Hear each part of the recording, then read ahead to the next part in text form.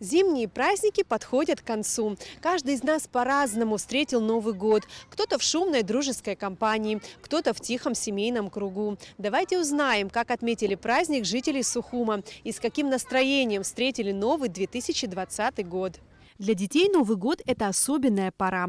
Волшебство зимнего праздника накрывает малышей с головой, откладываясь в памяти радостными воспоминаниями. Самые маленькие безоговорочно верят в сказку, а дети постарше, конечно, догадываются, что Дед Мороз и подарки – дело рук заботливых родителей. Новый год я отмечала дома с родителями, с бабушкой, с дядей, с сестрами, с братьями. Мы очень ждали этого Нового года. Мы уже, конечно, знаем, что Дед Мороза не существует, но наши дяди и папа постарались, чтобы мы поверили в Дедушку Мороза. Эта елочка называется Новым годом. И Дед Мороз, и Снегурочка. Они принесли подарки, принесли. А что они тебе подарили?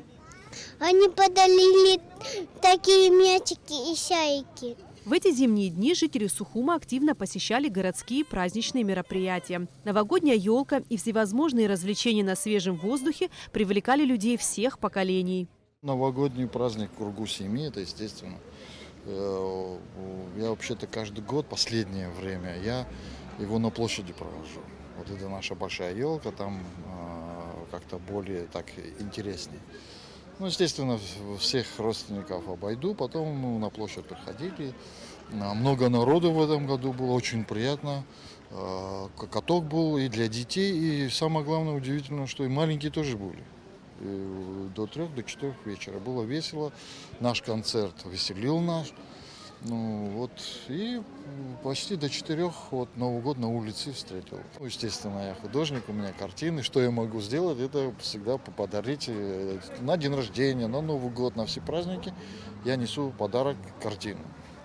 Это у меня как неотъемлемая моя часть. Я провела Новый год в кругу своих друзей. Мы собрались после 12 у нас на площади, где установлена наша замечательная елка, прекрасная атмосфера, концерт. Конечно, погода немножечко подвела, но это нас не остановило.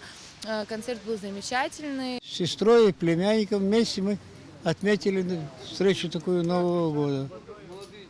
А что больше мы? Ну и долго погуляли. Потом встали, разошлись. Выпили, закусили, поспали. Ну, в общем, провели время хорошо. У кого-то праздник, напротив, вызвал особенную грусть и всколыхнул воспоминания об ушедших родных и близких, при этом сохраняя веру в светлое будущее. Новый год, как и все нормальные семьи, конечно же, я встретил в кругу семьи. А семья у меня, к сожалению, небольшая, дочь и я. Мы в гордом одиночестве встретили именно Новый год, 12 часов. Значит, ну, после у нас традиция ходить друг к другу, соседи, родственники начали приходить к нам, поздравлять. А тем временем приехавшие на новогодние праздники туристы продолжают наслаждаться отдыхом и хорошей погодой. Новый год встретили мы дома, а поехали потом уже по побережью сюда, добрались до Абхазии. Вот гуляем, встречаем Новый год.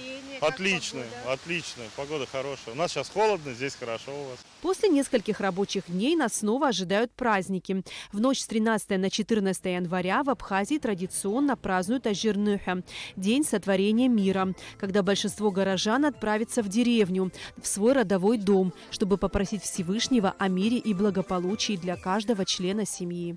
Эсма Гуланзе, Степан Мартиросян, Абхазское телевидение.